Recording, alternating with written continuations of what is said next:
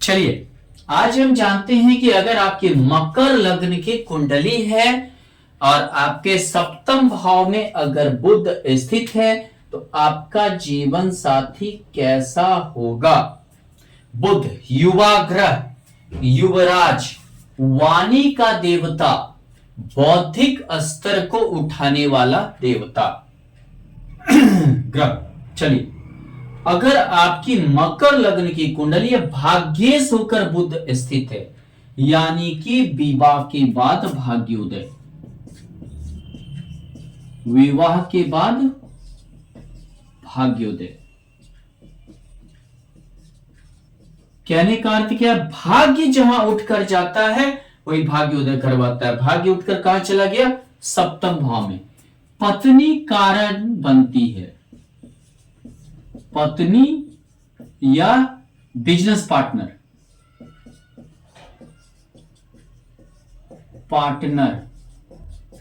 कारण बनता है आपके भाग्योदय का। कभी कभी पत्नी कमाऊ मिल जाती है, कमा कर देने वाली। एकादशेष होकर है, एकादशेष होकर है, यहां कहां है, षष्ठ भाव में। एकादश होता है रोग का, रोग ही उठकर चला गया, पत्नी रोगी होती है, रोगी होती है, लड़ाई झगड़ा हमेशा बातूनी होती है। चंद्रमा के घर में है, बातूनी होती है, ज्यादा दिमाग नहीं लगाएंगे, बस आप पे चढ़ बैठेंगी, बातूनी होती है, हमेशा थोड़ा सा खुश रहिए। कभी कभी बहुत ज्यादा जिस चीज पे नहीं सोचना चाहिए, चंद्रमा के घर में बुध है, उसी चीज पे ज्यादा सोचने लगती हैं, ज्यादा गंभीर सोच आ जाता है, जो बेकार का है, ना उससे कोई धन लाभ है, ना आपको किसी चीज की ये है, वैसे सोच आ जाना हो जाता है। इसी प्रकार से अगर मान लेते हैं बुध के साथ सूर्य स्थित है, अष्टमेश, अपने घर से द्वादश होना, आपको कोई भी चीज बताएगी ही नहीं, बताएगी ही नहीं। अगर आप लड़का हैं तो आपकी पत्नी आपको कुछ नहीं ज्यादा बताएगी, अगर आप लड़की हैं तो आपका पति आपको ज्यादा बताएगा नहीं। यानी कि अपने बारे में, अपने इनकम के बारे में, अपने हर चीज के बारे में बहुत ही कम बताएगा, नहीं जानकारी नहीं देना, जिससे क्या होगा, आप दोनों के बीच में संशय पैदा होगा, संशय पैदा होगा और काफी ज्यादा रेंटिंगसन मतलब कि लगाना चाहेगा जीवन साथी। लड़का है तो आपका पत्नी लगाना चाहेगी, लड़की है आपका पति लगाना चाहेगा, उसी के अनुसार आप जीविए। सूर्य राजा, यानी कि कहां गए थे, क्यों गए थे, इतना देर कहां हुआ, इतना समय कहां लग गया, बहुत सारे क्वेश्चन का सामना करना पड़ना। हमेशा जो है आप जानकारी नहीं खुलकर देंगे तो सभी चीज पे संशय करेगी, जिसके चलते वैवाहिक जीवन डिस्टर्ब होगा, आपका बहुत ज्यादा क्या होगा, डिस्टरबेंस में चलेगा। ये दोनों चीज रहेगा जब सूर्य के साथ बुध हुआ तो। दूसरी बात, कभी कभी ससुराल के कारण बर्बादी, ससुराल के कारण बर्बादी, अपने घर से द्वादश, ससुराल से द्वादश सूर्य पत्नी के घर में। अगर आप लड़का हैं तो हो सकता है ससुराल का भार, खर्च कहीं आपके ऊपर ना आ जाए, यानी ससुराल का जिसको बोलते हैं भार उठाना, खर्च उठाना, व्यय करना, ससुराल के प्रति व्यय, और ये व्यय कहीं आपको कंगाली की ओर ना ले जाए, व्यय द्वादश है। कंगाले की ओर ना ले जाए, ये दिक्कत है। दूसरी बात, कभी कभी पत्नी अगर कमाई तो आपके घर पे ना खर्च करके अपने माँ बाप पे कर रही है, ऐसे में सूर्य ऐसा स्थिति ला सकता है। चलिए, अगर मान लीजिए कि आपका अगर यहां बुध के साथ चंद्रमा स्थित है, सौगरी चंद्रमा भाग्येश और षष्ठेश के साथ, यानी कि तुरंत पल में खुश, पल में नाराज, ऐसा जीवन साथी मिलता है। बेकार का सोच, बेकार की बातों पर सोचना, बेकार की बातों पर सोचना, जिस पर नहीं सोचना चाहिए, ऐसे बातों पर सोचना। लेकिन विवाह के बाद भाग्योदय भी होगा, और कभी कभी भाग्य सप्तमेश भी प्रेम विवाह की ओर ले जाता है। भाग्य से पत्नी मिलती है, थोड़ा सा भाग्यशाली तो होंगे ही, ये जो गुण हुआ वो तो हुआ, लेकिन भाग्यशाली भी बनाएंगे। लेकिन क्या है, चंद्रमा में और बुध में कोई मित्रता नहीं है। मित्रता नहीं होने के कारण क्या होता है, ऐसे में जो है हमेशा एक, जिसको बोलते हैं कंट्रोवर्शियल इशू, बात विवाद,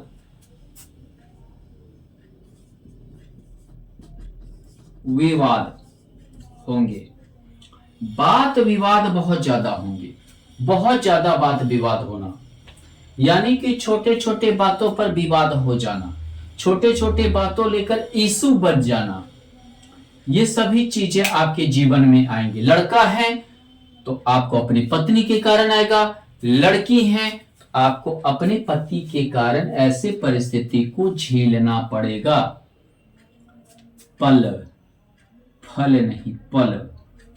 अब देखिए, अब मान लीजिए कि ये षष्ठेश सप्तमेश का युति, यानी कि कभी कभी क्या होता है, झगड़ा बढ़ जाना, जीवन साथी का बीमार हो जाना, जीवन साथी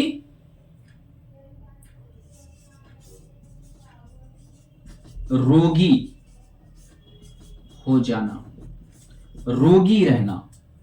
बहुत बार होता है कि बचपन से ही कुछ ना कुछ शारीरिक कमजोरी हो, मानसिक परेशानी हो, ऐसा भी रोगी मिल जाते हैं। अगर मान लीजिए बुध के साथ यहां पर मंगल हो गया, मंगल देव, यानी कि बहुत ही ज्यादा कटुवाणी, मंगल होने के बाद क्या होगा, बहुत ही ज्यादा कटुवाणी, बहुत ज्यादा कटुवाणी, इतना ज्यादा कि बिल्कुल जो है कलेजे तक छेद दे, ऐसा तीखा वाणी बोलती हैं, ऐसा तीखा वाणी। मांगलिक कुंडली भी बनता है। पति के आदत का पसंद नहीं करना, या लड़की का कुंडली में उसका पति जो है आदत पसंद नहीं करता है। जीवन साथी के व्यवहार एवं आदत नहीं पसंद होना, जिसकी वजह से हमेशा तू मैं होता है, दबती नहीं है। लड़का है या लड़की है, अपने जीवन साथी से दबने का नाम नहीं लेते हैं, नीचा नहीं दिखना चाहते हैं, नीचा ना दिखना, लेकिन धनी होते हैं, मांगलिक होने के बाद भी धनी होते हैं। त्रिकोण केंद्र का एकादश का स्वामी बुध है, भाग्येश के साथ है, धनी होते हैं। ऐसे में क्या होता है, धनी होते हैं। ऐसे लड़की से विवाह कर लेना चाहिए, धनी होते हैं, धन प्रचुर मात्रा में होता है, चतुर्थ से चतुर्थ यानी कि अचल संपत्ति होता है, अचल संपत्ति बहुत ज्यादा होता है, बहुत ज्यादा अचल संपत्ति होती है। दूसरी बात क्या है कि मंगल के बाद अगर देखें ये बुध नहीं गुरु, अगर यहां गुरु हो गया, पढ़ाई करने वाले जीवन साथी मिलते हैं, पढ़ी लिखी, अपने पति पर ऐसे स्त्री बहुत ज्यादा ध्यान देती है। अगर पुरुष हो तो अपने पत्नी पर बहुत ज्यादा ध्यान देना, जीवन साथी का ख्याल रखना,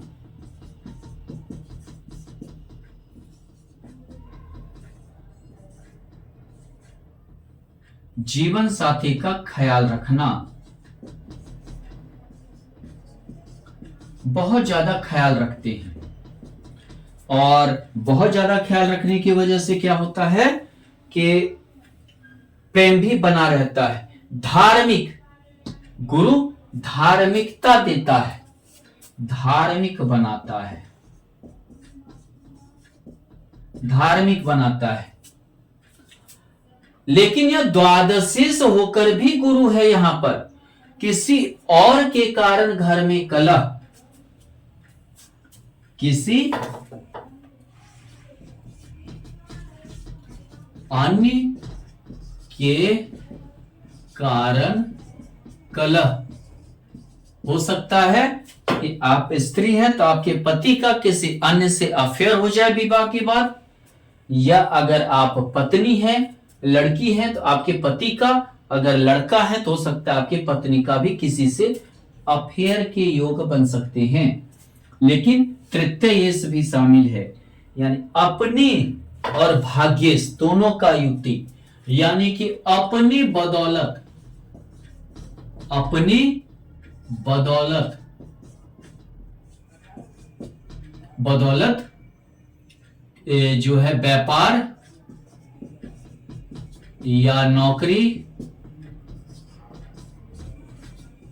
में उन्नति करना, उन्नति करते हैं ऐसे व्यक्ति के जीवन साथी।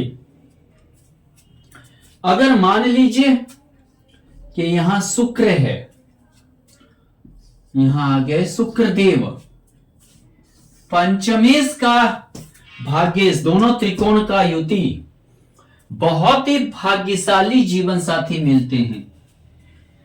इसे हम लक्ष्मी नारायण योग भी कहते हैं। भाग्यशाली जीवन साथी मिलते हैं, प्रेम विवाह होते हैं, प्रेम विवाह।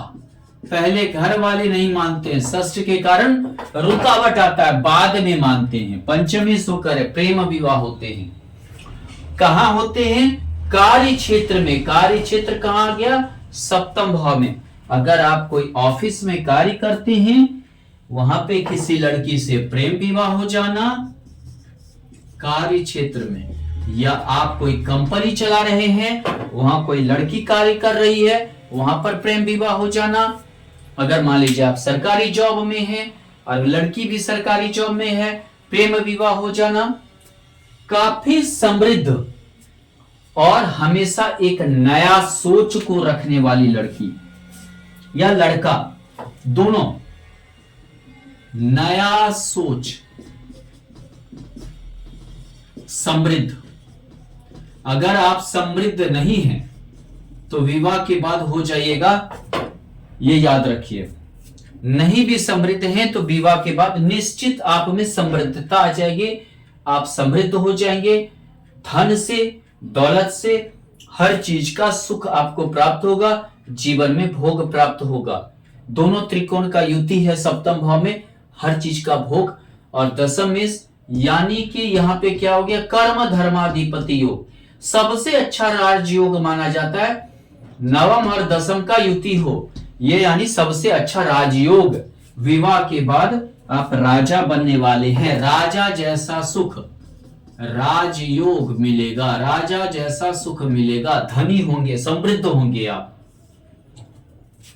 बहुत बड़ा व्यापार चलाने का योग को प्राप्त करेंगे। अगर मान लेते हैं यहां शनि देव हैं, दोनों नापुंसक ग्रह, विवाह करने की इच्छा खत्म कर देगा, मार्केस होकर मार्केस में हो गया, हो भी गया तो मरना तुल्य दुख मिलेगा, विवाह की इच्छा नहीं रहेगा। दोनों क्या है, जिसको क्या बोलते हैं, दोनों को नापुंसक ग्रह, विवाह की इच्छा नहीं करेगा, हो भी गया तो काफी देर होगा, लड़का है तो 35 साल बाद, लड़की है 29 साल बाद, अगर हो भी गया तो का अच्छा नहीं व्यतीत होगा, नीरस वैवाहिक जीवन होगा, बहुत ही नीरस, बहुत बार छोड़ के चले जाते हैं, अकेलापन जीवन में आएगा, अकेलापन, ढंग की लड़की नहीं मिलती है, यानी तो बहुत गंभीर ही मिल गई कि जैसे जिसमें कोई चार्मिंग ही ना हो, जल्दी मुस्कुराती ही नहीं हो, जल्दी हंसती ही नहीं हो, बहुत ही गंभीरता से कम बोलने वाली, और जब मुंह खोलेंगी तो आप 100 बात बोलेंगे, वो एक बात बोलेंगे। अगर आप लड़की हैं तो आपके पति में कोई चार्मिंग नहीं रहेगा, आप अगर बहुत बोल रहे हैं तो बस 2 लाइन ही बोलेंगे, बहुत कम बोलने वाले, नीरस प्रवृत्ति के होते हैं, अकेलापन टाइप का आपको महसूस होगा। इसी टाइप से बुध और राहु रहा बातूनी, बुध और राहु रहा बातूनी, बिना मतलब का बकबक, बातूनी, बिना मतलब का बकबक करना, बहुत ज्यादा दिमाग लगाना, बहुत ज्यादा दिमाग लगाना, बहुत ज्यादा दिमाग लगाती है ऐसे औरत। अगर लड़की है तो आपका पति बहुत ज्यादा दिमाग लगाएगा, बहुत ही बातूनी होगा। दूसरी बात, शक की प्रवृत्ति रहेगा, हमेशा आप पर शक करेगा, हमेशा आप पे शक करना, हमेशा नजर रखना, जिससे काफी आपको दिक्कत होगा। भरोसा की कमी, भरोसा की कमी, जिसके कारण वैवाहिक जीवन दिक्कत में आ जाएगा, वैवाहिक जीवन तकलीफ में रहेगा, यानी कि कुछ समझ में ही नहीं आएगा, करे क्या करना चाहिए, क्या छोड़ के चले जाना चाहिए।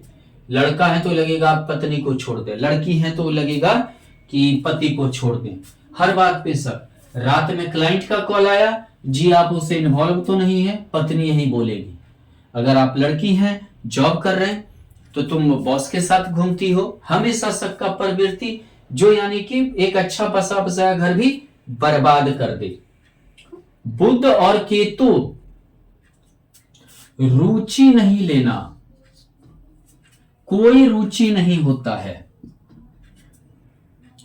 रुचि नहीं लेना, शादी कर लिए कोई बात नहीं है, विवाह कर भी लिए तो ध्यान ही नहीं देगा, ध्यान नहीं देना, हालांकि कोई दिक्कत भी नहीं देगा, अपमान भी नहीं करेगा, लेकिन ध्यान ही नहीं देगा। बड़ा विचित्र सा एक वैवाहिक जीवन गुजरना चालू हो जाएगा। रुचि नहीं ले रहा है, मतलब कि लगेगा कि हम अगर स्त्री हैं तो हमारा पति हम में रुचि नहीं ले रहा है, पुरुष हैं तो हमारी पत्नी को कोई रुचि ही नहीं है, रुचि ही नहीं ले रहा है, अंधा जैसा कर रहा है। मतलब आगे मान लीजिए कि पति पत्नी है, जो उनके बीच एक जैसा ये होना चाहिए, कुछ नहीं, एक अंधा की तरह, अंधा की तरह, यानी कि ये लेना। दूसरी बात, कब क्या निर्णय ले ले और कब हटाट ले ले, कोई समझ में ही नहीं आता है।